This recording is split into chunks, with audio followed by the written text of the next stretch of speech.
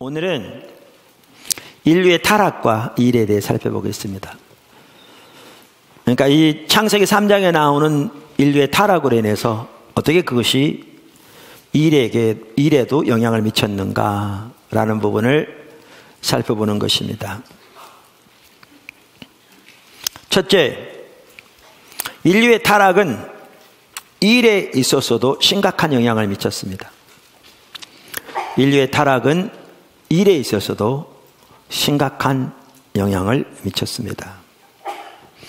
출애굽기 3장에 나오는 인류의 타락은 사실 인간의 모든 면에서, 더 나아가 창조의 모든 면에서 정말 중대한 심각한 영향을 미쳤습니다. 이 부분은 여기서 자세히 살필 시간이 없습니다. 한편 여러분도 다 아는 내용입니다. 예를 들면 관계적인 면에서 간단히 말씀드린다면, 인류의 타락은 그러니까 우리와 하나님과의 관계에 중대한 손상을 가져왔고요, 우리와 우리 자신과의 관계에도 중대한 손상을 가져왔고요, 우리와 다른 사람과의 관계에서도 중대한 손상을 가져왔고요, 우리와 다른 피조물과의 관계에서도 중대한 해악을 가져왔습니다. 그러니까 전반적인 심각한 영향이 끼쳐지게 된 것입니다. 그런데 이 인류의 타락은 일에 있어서도 심각한 해를 가져왔습니다. 그러면 어떠한 그 타락의 결과로 어떻게 일이 영향을 받았는가, 여러 가지로 말할 수 있겠지만 그 중에 대표적으로 4가지만 간단히 언급하겠습니다. 어떻게 일이 영향을 받았는가, 부정적으로. 첫째, 그러니까 작은 첫 번째죠. 아무리 일해도 열매가 없는 상황에도 닥치게 되었습니다. 여기 아담에게 말씀하시기를 평생에 수고해야 소산을 먹으리라. 땅이 너로 말미암아 저주를 받으리라. 가시던 불과 엉겅퀴를 낼 것이라. 이렇게.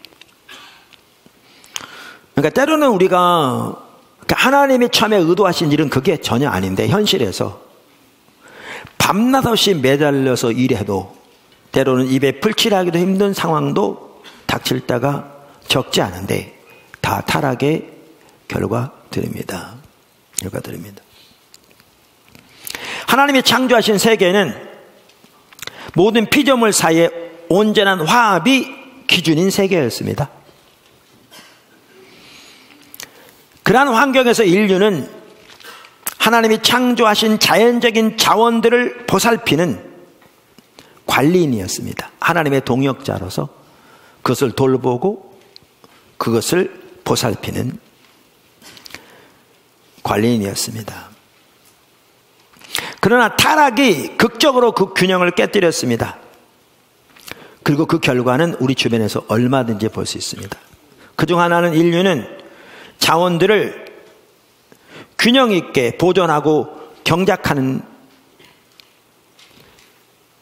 그런 데서 어려움을 겪으면서 오히려 그것을 남용하는 그러한 잘못을 범했을 뿐만 아니라, 때로는 말씀드린 대로 아무리 일해도 오히려 일이 절망이 가득한, 열매가 전혀 없는 일이 될 경우가 적지 않은 상황을 맞이하게 되었습니다. 뿐만 아니라 우리에게 맡겨진 일이 우리 각자에게 주어진 독특한 동기와 은사와 기질을 결합한 것에 안 맞는 경우도 너무너무 많게 되었습니다. 이것들이 다 타락의 결과들입니다. 이 부분에 대해서는 이제 나중에 기회가 되면 좀 더 자세히 살펴볼 거고, 여러분들이 일반적으로 잘 아는 내용이니까 간단히 설명하고 넘어가겠습니다. 두 번째, 어떻게 일이 부정적 영향을 받았는가? 이 일의 의미를 깨닫게 되지 못하게 된 것이죠. 일의 의미를 깨닫게 되지 못하게 된 것입니다. 타락 전 아담과 하와는 삼위일체 하나님과 아주 가까이 지냈습니다. 그래서 그들은 하나님과의 온전한 친밀함을 누렸습니다. 뿐만 아니라 일에 있어서도 그들에게 주어진 일은 가치와 존엄이 가득했습니다. 우리가 이미 살펴봤습니다. 이 부분에 있어서. 그리고 그들은 하나님과 동역자로서 함께 일했습니다. 이 땅에서. 결과적으로 그들의 삶의 모든 것이 성스러웠습니다. 왜냐하면 모든 것이 하나님의 성스러운 타체가 있었기 때문입니다. 일은 당연히 성스러운 소중한 하나님의 창조에 동참하는 정말 인생의 의미가 깊은 우리에게 존엄을 가져다주는 소중한 것이었습니다. 우리가 이미 살펴보았습니다. 그러나 타락은 그 모든 것을 완전히 뒤집어 놓았습니다. 인류는 생명의 근원이신 하나님과 단절되게 되었습니다. 그리고 그것은 일에도 심각한 결과를 끼쳤습니다.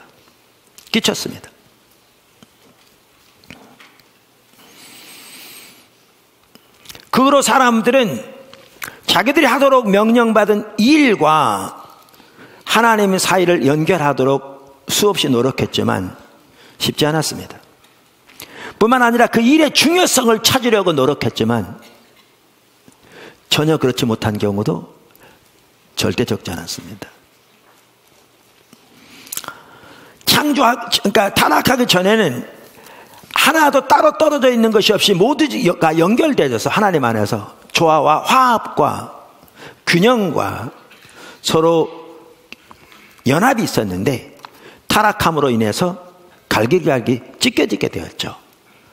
그래서 일에 있어서도 주일과 월요일이 분리된 겁니다. 성스러운 것과 세속적인 것이 분리되게 된 것이죠. 주일날 교회에서 드리는 예배는 성스러운 것이 될지 몰라도 월요일부터 직장에 사는 일은 세속적인 것이 되고 말았죠. 원래 하나님의 의도하신 일은 전혀 그게 아니었는데 그것은 성스러운 하나님의 창조에 동참하는 하나님의 동력자의 삶이었는데, 그래서 영적인 것과 세속적인 것에 큰 갭이 생겼습니다. 뿐만 아니라 그렇게 되어지면서 일에서 발견하는, 일에서 얻게 되어 있던 일의 의미와 만족, 목적이 심각하게 훼손되게 되었습니다. 그래서 인류는 자기가 하는 일에서 중요성과 의미를 찾으려고 부단히 노력해 왔습니다. 그러나 그렇게 하지 못한 경우가 너무너무 많았고 지금도 그렇습니다. 이 모든 것들이 타락의 결과들입니다. 그 때로는 그저 성공의 쳇바퀴를 따라 무작정 달려가기만 하는데 어디로 무엇을 위해서 가는지도 모른 채 아침부터 저녁까지 수고하는 경우가 절대로 적지 않은 상황에 처하게 되었습니다. 타락의 결과들입니다. 자, 세 번째, 일의 타락에 있어서 제가 4가지를 언급하고 있는데 처음 2가지는 지금 언급하고 넘어갈 거고요. 진짜 제가 보기엔 심각한 결과는 이 3번째, 4번째입니다. 그래서 3번째, 4번째를 자세하게 살펴보려고 합니다. 자, 3번째, 일이 탐욕의 수단으로 전락한 것입니다. 일이 탐욕의 수단으로 전락한 것입니다. 하나님과의 단절은 곧 우리 자신들과의 관계에도 영향을 크게 미쳤습니다. 타락하기 전 아담과 하와는 서로 화목했고 그들에게 맡겨진 역할에 확신이 있었습니다. 그러나 타락 후 인간은 정체성에서 문제를 겪게 되었습니다.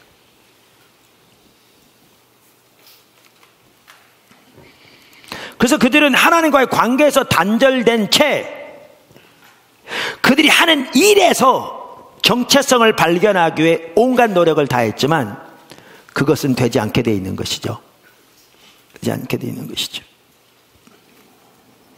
그래서 한편으로는 인간은 자주 일에 집착하게 되었고, 또 반대로 그 다른 극단인데, 다른 한편으로는 일이 전혀 의미가 없는 무의미한 그런 상황에 처하게 되었습니다. 어쩌면 인류는 이 두 극단 사이에서 왔다 갔다 하는 가운데 살아왔고, 또 이 두 극단 사이에서 어떻게 하든지 균형을 잡으려고 절박하게 노력하는, 그러면 성공하지 못하는 그러한 가운데서 살아왔다고 봐도 전혀 틀린 말이 아닙니다.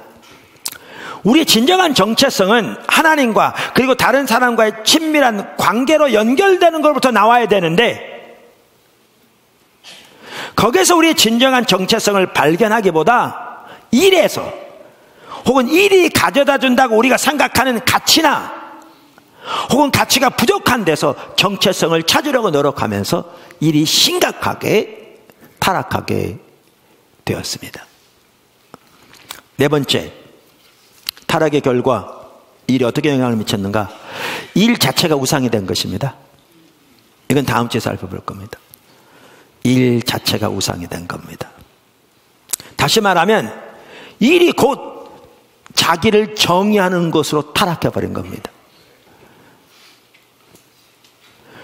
우리의 일이, 우리의 세상에서 지위가, 우리가 일에서 얻어내는 소득이, 우리가 일에서 얻어내는 결과가 내 자신이 되어버린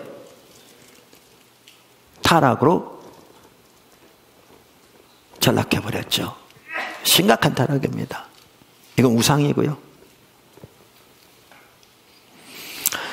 자, 이렇게 타락으로 인해서 일이 영향을 받게 되었는데, 특별히 그 중에서 이 세 번째와 네 번째 이 부분이 우리가 좀 더 집중적으로 살펴보아야 할 중요한 부분이라고 생각합니다. 중요한 부분이라고 생각합니다. 자, 큰 두 번째, 일이 탐욕의 수단으로 전락한 것. 그래서 오늘은 이제 그 부분을 살펴보려고 합니다. 좀 더 구체적으로. 일이 탐욕의 수단으로 전락한 것. 그 아래 작은 첫 번째, 일이 돈벌이의 수단으로 전락한 것. 그러니까 일이 탐욕의 수단으로 전락한 것 중에 한 형태는 일이 돈벌이의 수단으로 전락한 것입니다. 여러분, 안 믿는 사람들이 일을 단순히 돈벌이의 수단으로 삼는 것만을 말하는 게 아니고요, 우리 믿는 사람들 중에서는 일을 다른 사역을 위한 그저 돈을 버는 수단으로 생각하는 것도 같은 맥락인 것을 기억하셔야 합니다.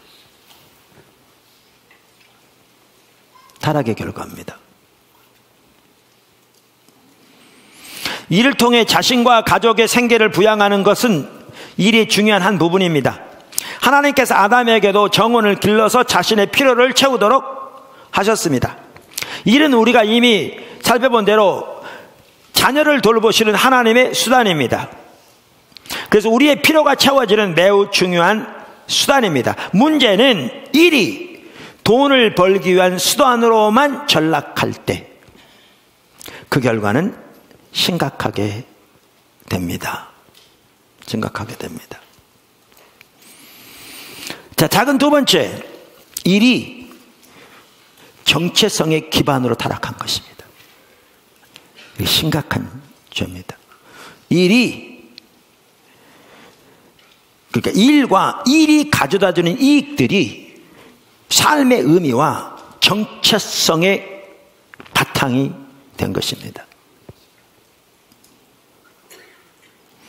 일이 탐욕의 수단이 된 것은 단순히 돈 벌기 위한 수단이 된 것만을 의미하는 게 아닙니다. 그게 한 중요한 포인트이기도 하지만 더 나아가 거기에는 뭐가 포함되느냐면 일과 일이 우리에게 가져다주는 이익들이, 그것이 쥐이건 그것이 돈이건 그 이익들이 삶의 의미와 정체성의 바탕으로 전락해버린 거죠. 이게 제가 아까 이 세 번째 타락에 대해서 나누면서 일부 언급한 것입니다. 사람들은 그래서 이웃과 자신을 구별해서 온 땅에서 자신을 부각시키고 스스로 특별한 존재임을 과시하는 방편으로 일을 사용하기 시작한 거죠. 원래 하나님의 의도하신 일의 목적은 그게 아닌데 타락의 결과로, 그리고 그래서 일을 가지고 권력과 안전을 보장하고 자기 힘으로 삶을 좌지우지하려는 시도를 하게 된 것이죠. 이것이 철저하게 타락한 것입니다. 우리가 일터 사역에 대해서 배워가면서 특별히 로잔 대회가 2010년 제3차 로잔 캉그레스 케이프타운에 있었던 그때부터 이 부분의 중요성을 이렇게 부각시키고, 그래서 케이프타운 선언문에도 그게 나오고, 그뒤로부터 많은 학자들이 일에 대해서 연구하면서 이런 부분이 더 확대되기 시작하고 있다, 이렇게 나눴으면 여러 차례. 그러면서 우리가 그러한 부분을 더 많이 이렇게 또 배워간다, 이렇게 나눴는데, 이러한 부분에 관심을 가지고 있는 많은 학자들이 동일하게 보는데요, 이 타락의 과정을 아주 잘 볼 수 있는 것이 어디냐면 창세기 1장부터 11장까지 사이입니다. 거기에 이 타락의 과정이 적나라하게 기록되어 있다, 그 말이죠. 어디예요?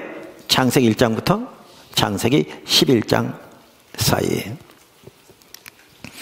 그러니까 티모시 켈러 목사님이 쓴 그 일과 영성에 대해 이 부분이 잘 정리되어 있는데요, 그분은 다른 분의 말을 인용해서 그걸 이렇게 표현합니다.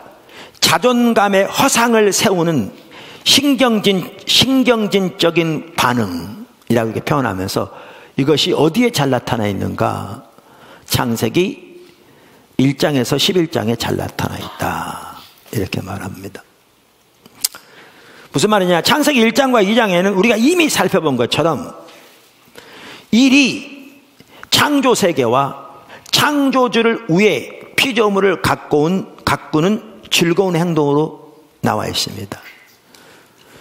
그러니까 일터 사역의 핵심이 창세기 1장, 2장에 나온다고 우리가 지난주에 살펴보았죠. 그리고 그 특징들을 5가지로 살펴봐서 이런 주보에 지금 요약되어 있는 겁니다. 살펴보았습니다. 자, 그런데 3장에서 어떤 일이 있습니까? 3장에서 인류의 타락했죠. 우리가 읽은 것처럼. 그러면 4장에서 또 보면 바로 일이 타락합니다. 일이 타락합니다. 거기에 보면 이제 가인의 자손들이 쭉 나열되어 있는데, 가인의 자손 중에 하나인 라멕은 하나님이 결혼에 대해서 세우신 하나님의 목적을 어기고 일부 다처를 시작합니다. 바로 거기에 보면. 그래서 창세기 4장 19절 이렇게 말하죠. 라멕이 두 아내를 맞이하였으니. 뿐만 아니라 기술이 발전하기 시작합니다. 거기에 보면. 그래서 창세기 4장 22절에 보면 여기 실라는 라멕의 아내 중 한 사람입니다. 그 위에 보시면 실라는 두발가인을 낳았으니 그는 구리와 쇠로 여러 가지 기구를 만드는 자요. 보십시오. 기술이 발달합니다. 그런데 이렇게 기술이 발달하는 라멕의 경우에는 여러 사람들을 죽일 뿐만 아니라, 가인은 3발의 피가 될 만큼 여러 사람을 죽일 뿐만 아니라 심지어 자기에게 조그마한 상처를 줬다고 상대방을 죽여버리는 이러한 포악한 일을 합니다. 다시 말하면 기술은 발달하는데 그 기술을 무엇에 사용하느냐 하면 자기의 권력을 잡는 데 사용하기 시작하는 거죠. 자기의 권력을 잡는 데 사용하기 시작한 겁니다. 일이 급속도로 타락하기 시작합니다. 그러면서 어디에 이르게 되느냐 하면 그 정점이 창세기 11장에 이르게 됩니다. 창세기 11장에 어떤 사건이 나옵니까? 바벨탑 사건이 나옵니다. 바벨탑 사건. 그래서 아까도 말한 대로 많은 학자들은 창세기 11장에 나오는 이 바벨탑 사건이 어떻게 일이 타락하게 되었는가를 우리에게 보여주는 한 중요한 모델과도 같은 사건임을 말하고 있습니다. 자, 바벨탑 사건에 대해 전체를 살펴보려면 시간이 많이 걸리니까 그 중에 한 두 구절만 살펴볼 텐데, 11장 3절과 4절입니다. 창세기 11장 3절과 4절. 서로 말하되, 자, 벽돌을 만들어 견고히 굽자 하고, 이에 벽돌로 돌을 대신하며 역청으로 진흙을 대신하고. 자, 여기에 보시면요. 그러면서 자 말하되, 또 말하되, 자 성읍과 탑을 건설하여 그 탑 꼭대기를 하늘에 닿게 하여 우리 이름을 내고 온 지면에 흩어짐을 면하자 하였더니. 여기에 보면 이전보다 훨씬 진보한 방식의 벽돌을 굽는 신기술이 발견된 걸 볼 수 있습니다. 여기 보시면 기술이 발전한 거죠. 그래서 그들은 그 기술로 성읍과 탑을 건설하기를 추구하기 시작했습니다. 다시 말해서 그들은 새로운 기술과 정보를 활용해서 대도시를 만들기를 시작했습니다. 그때부터 인류는 지금까지 일을 계속하고 있습니다. 여러분, 그때부터 인류는 지금까지 도시화를 진행하고 있는 거 아세요? 특별히 최근에는 이게 더 빨라졌습니다. 지금은 매년 마닐라만큼 큰 도시가 하나씩 세계적으로 생긴답니다. 그만큼 도시화가 급속도로 확장되고 있습니다. 그래서 오래전부터 그 선교학자들은 도시를 복음화하는 것이 세계 선교의 핵심적인 관건이다 얘기해 왔습니다. 그런데 학자들에 의하면 사람들이 시골처럼 흩어져 있을 때는 복음을 훨씬 더 잘 받아들이는데 도시화가 될수록 복음에 대해서 수용성이 훨씬 떨어진답니다. 훨씬 떨어진답니다. 근데 이렇게 도시를 만들어 왔는데 그 자체가 나쁜 것은 아니지요. 혹시 기회가 되면 나중에 이 도시에 대한 부분, 그리고 도시의 복음화에 대한 부분, 이런 부분 혹시 기회가 되면 나중에 살펴보도록 하겠습니다. 문제는 이거였습니다. 도시를 만든 것이 문제가 아니라 도시를 만든 동기죠. 도시를 만든 이유죠. 숨겨진 의도죠. 아까 여기 말한 것처럼, 살펴본 것처럼 우리 이름을 내고 온 지면에 흩어짐을 면하자. 성경에서 이름을 낸다는 말은 정체성을 확립한다는 말입니다. 성경에서 이름을 낸다는 말은 정체성을 확립한다는 말입니다. 그래서 여기에 숨겨진 의도가 뭐였냐면, 이를 통해 권력과 영예, 만사를 제 뜻대로 통제할 권한을 극대화하려는 시도가 있었던 거죠. 근데 그때부터 인류는 지금까지 노동의 동기로서 이것을 바꾸지 않고 있습니다. 우리 믿는 사람들의 경우에도 이런 경우가 절대로 적지 않습니다. 이게 타락의 결과인데, 하나님이 의도하신 일이 전혀 일의 목적이 아닌데. 그래서 그 데렉 키드너라고 하는 학자가 창세기 주석을 썼는데 참 통찰력이 있는 분 같아요. 이런 부분을 잘 이렇게 말하고 있는 거죠. 그러면서 이 바벨탑의 사건에 대해서 이렇게 말하는 거죠. 이 기사의 구성 요소들은 시간을 초월해 세상 사조의 특성을 투영하고 있다. 세상을 초월하는 세상의 사조가 그대로 여기에 들어있다는 거죠. 아까 말씀드린 대로 그대로 여기. 그러면 더 이렇게 말합니다. 좀 더 나가서, 늘 그랬던 것처럼 이 프로젝트 역시 거대하다. 인간들은 궁극적인 업적을 이루기라도 한 것처럼 서로 떠들어댄다.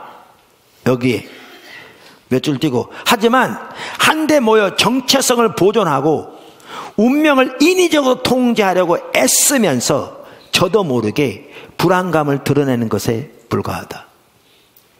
안 되는 건데 허세 부리고 있다는 거죠, 인간은.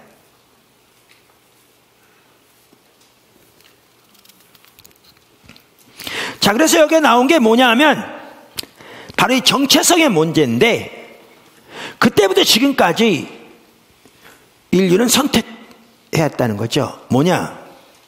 하나님께서 인류를 위해 인간 내면에서 이루신 그 역사에서 우리의 정체성을 발견하든지 이게 옳은 거고 참된 건데, 아니면 자기 능력에 의존해서 정체성을 발견하든지,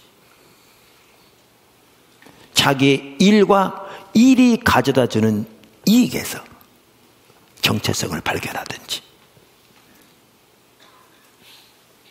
선택에 직면해 왔다. 근데 바벨탑 사건은 사람들이 그 후자를 택하기 시작한 것을 적나라하게 보여주고 지금까지도 인류는 그렇게 해왔죠. 근데 데렉 키든에 의하면 그것은 허세에 불과하다 그 말이죠. 실제로 되지 않는데, 여러분, 그러니까 예수를 믿으면서도요, 자신의 재능과 아까 말한 일의 성취에서 정체성을 가지려고 노력하거나 집단적인 힘을 토대로 그러한 노력을 추구한다면 그 결과는 동일할 것입니다. 비참할 것입니다. 하나님의 의도하신 진정한 승리한 사람은 전혀 거기 없을 겁니다. 근데 오늘날 예수 믿는 사람들 중에서도 안 믿는 사람과 동일하게 하는 사람들이 절대로 적지 않습니다. 그러니까 분리된 거죠. 주일날 교회 올 때는 성스러운 일, 월요일부터 세상 일은 세속적인 일, 세속적인 방법대로 똑같은 가치관과 방식을 가지고 하는 그 결과는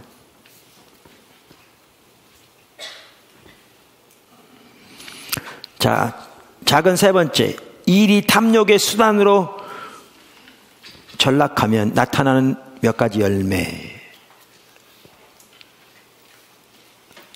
뭐 많겠지만 그 중에 제가 세 가지만 언급하려고 합니다. 일이 탐욕의 수단으로 전락하면 나타나는 몇 가지 열매. 자, 그럼 그 작은 첫 번째겠죠? 그 아래 첫 번째, 다른 모든 것은 수단이 됩니다. 이게 무섭습니다. 일이 돈을 버는 수단이 되든지, 일이 정체성의 기반이 되든지, 혹은 일과 일이 가져다주는 유익이, 열매가 정체성의 수단이 되든지, 이렇게 탐욕의 수단으로 전락하면 다른 모든 것은 수단이 되어버립니다. 예를 들면 의사가 그 직업이 돈벌이를 위한 수단이 되어지면 환자는 자기의 수입을 위한 수단에 불과합니다. 원래 의사는 환자를 위해 존재해야 되는 건데, 자동차 메커니도 마찬가지입니다. 교사가 직업이 돈을 버는 수단이 되어지면 학생은 자기 돈벌이를 위한 수단에 불과합니다. 학생을 위해 교사가 존재해야 되는데,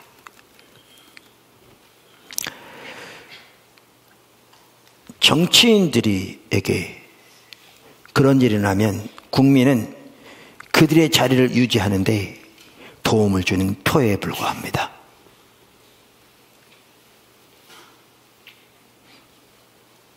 원래 정치인은 국민을 위해 존재해야 되는데,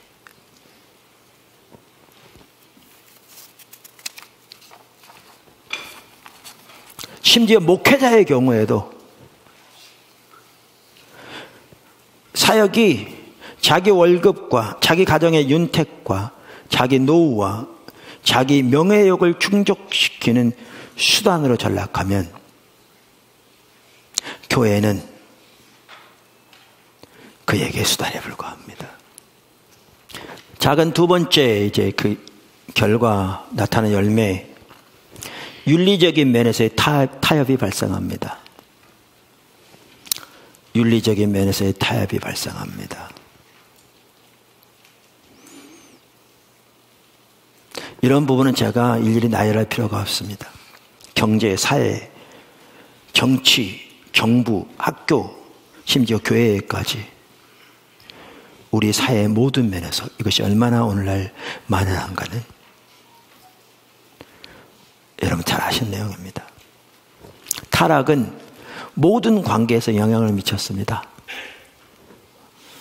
그래서 우리와 하나님과의 관계가 단절되게 되니까 타락의 결과 다른 사람들과 우리와의 관계에서도 지대한 영향을 가져오게 되었습니다.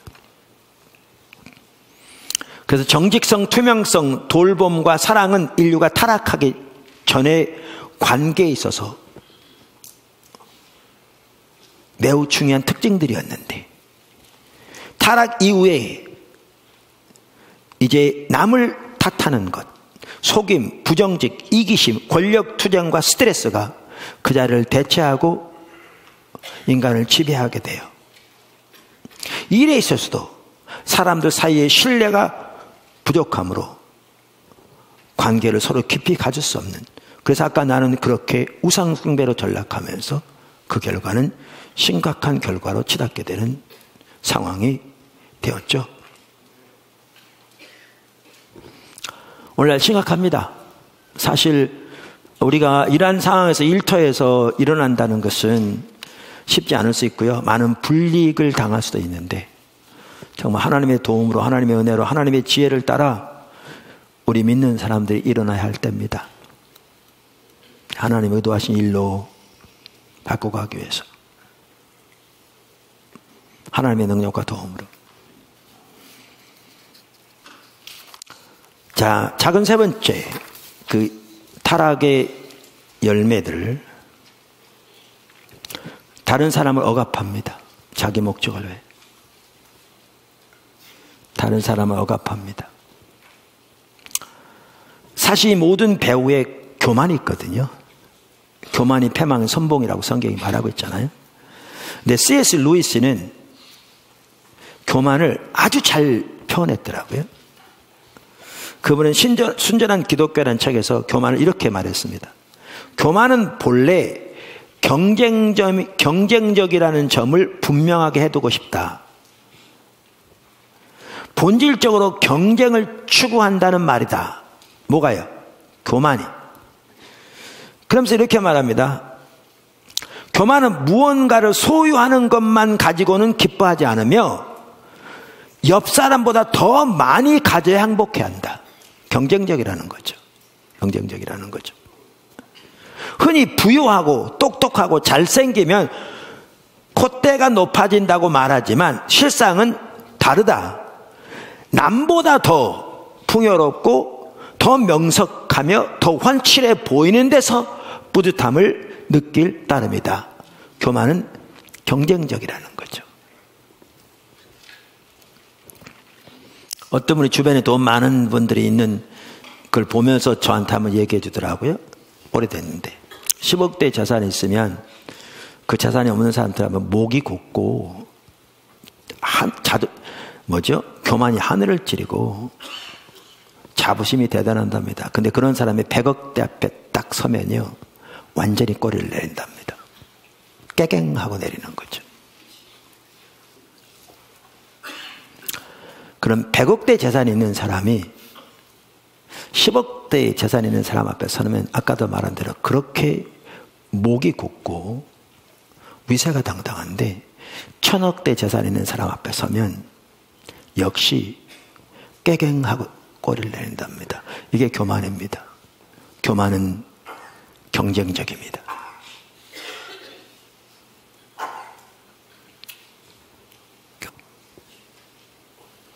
옆 사람보다 더 많이 가진 게 교만의 요인이 되는 겁니다. 근데 이 부분에 아무도 나는 여기서 자유하다 이렇게 말할 수 없다고 저는 생각합니다. 저도 사실 이 설교 준비하면서 어떤 한 부분에서는 부분적인지 모르지만 저의 어떤 모습이 보여지더라고요. 그래서 하나님 회개하고 정말 하나님의 내가 절박하게 필요한 것을 하나님 앞에 고백할 수밖에 없었습니다. 고백할 수밖에 없었어요. 자, 이것이 교만인데 C.S. 루이스는 이런 식으로 말합니다.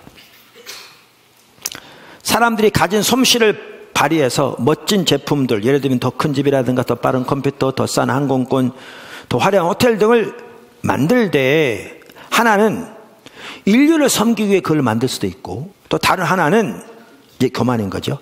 자신이나 스스로 몸담은 조직을 끌어올려, 경쟁적이라고 했잖아요.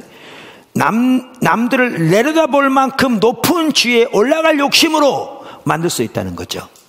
그런데 후자를 위해 만들면, 후자를 택한다면 반드시 하나는 윤리적인 지름길을 택하게 될 것이고, 두 번째는 방해가 되는 상대는 누구든지 억압할 것이다라는 겁니다. 방해가 되는 상대는 누구든지 억압할 것이라는 거죠. 여러분, 그러니까 사울에게는 나라를 지키는 것보다 그의 정적인 다윗을 죽이는 것이 훨씬 중요했습니다. 그게 오늘날 정치인들이 하고 있는 일이고요. 이것은 정치인들만의 문제가 아닙니다.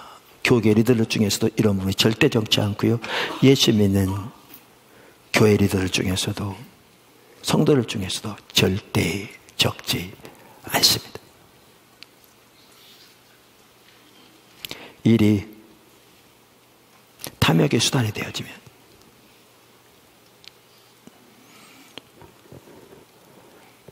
다른 사람보다 더 높아지고, 그래서 거기에서 자기의 정체성을 발견하고 경쟁적인 것을 통해 우월감과 교만을 갖게 되는데, 그것을 방해하는 다른 사람들을 억압하게 되어 있습니다. 엄청난 죄를 짓는 거잖아요, 옆에서. 이게 일의 타락의 결과입니다.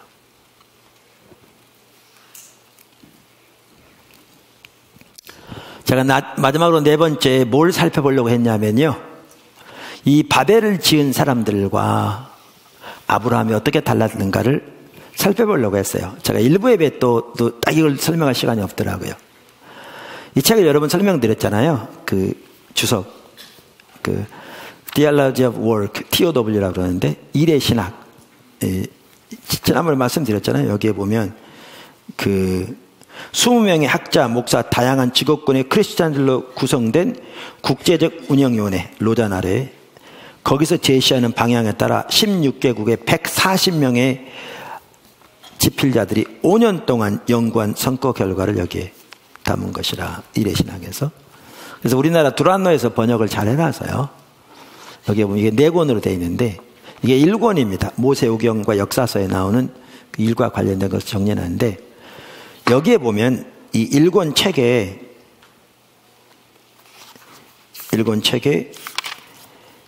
82쪽에서 85쪽에 보면 아브라함의 삶에 대해 다루면서, 그러니까 11장에 바벨 탑 사건이 나오잖아요. 근데 바로 다음 장에 누가 등장합니까? 아브라함이 등장합니다. 아브라함이 등장하는데, 이 아브라함은 바로 동일한 시대에 살았음에도 불구하고 전혀 그들과 같이 행동하지 않습니다. 하나님만 의지하였습니다. 근데 이 바벨 탑을 쌓았던 사람들과 아브라함의 삶을 대조하면서, 여기 4페이지로 되어 있는데 제가 그걸 그대로 읽어드리려고 그랬어요. 왜냐하면 정말 잘 정리하고 있습니다. 그걸 대조해서. 근데 오늘날 보십시오. 바벨탑은 간 곳이 없습니다. 그들은 우리 기억에서 전혀 기억되지 않습니다. 성경을 연구할 때나 설교할 때나 찾아볼까. 근데 아브라함은 전 세계적으로 기억되고 있습니다. 그 열매는 지금까지도 지속되고 있습니다. 많은 것들을 볼 수 있습니다. 오늘은 그 인류의 타락과 일에 대해 살펴보면서, 창세기 3장에 나오는 인류의 타락이 우리의 삶의 전체에 정말 심오한 부정적인 결과를 가져왔는데, 열매를 맺었는데, 일에 있어서도 심각한 결과를 가져왔다. 그러면서 그 한 핵심이 그 이후로 일은 탐욕의 수단으로 전락하게 되는데, 그 결과는 정말 심각한 많은 일들을 초래했고, 오늘날 세계가 그러한 타락의 가치와 삶과 자세들이 너무너무 가득한 시대다라는 걸 보았고, 이러한 시대에 우리 믿는 사람들은 어떻게 하나님께로 돌이켜야 될 것인가 라는 부분들을 고민해 보았습니다. 하나님의 은혜가 우리 모두의 삶 속에 넘쳐서 정말 이 일에 있어서도 하나님과 동행하면서 정말 이 시대를 향한 하나님의 그 귀한 일에 하나님께 붙들림 받아 쓰임받는 아브라함과 같은 사람이 되시기를 주님으로 축원합니다.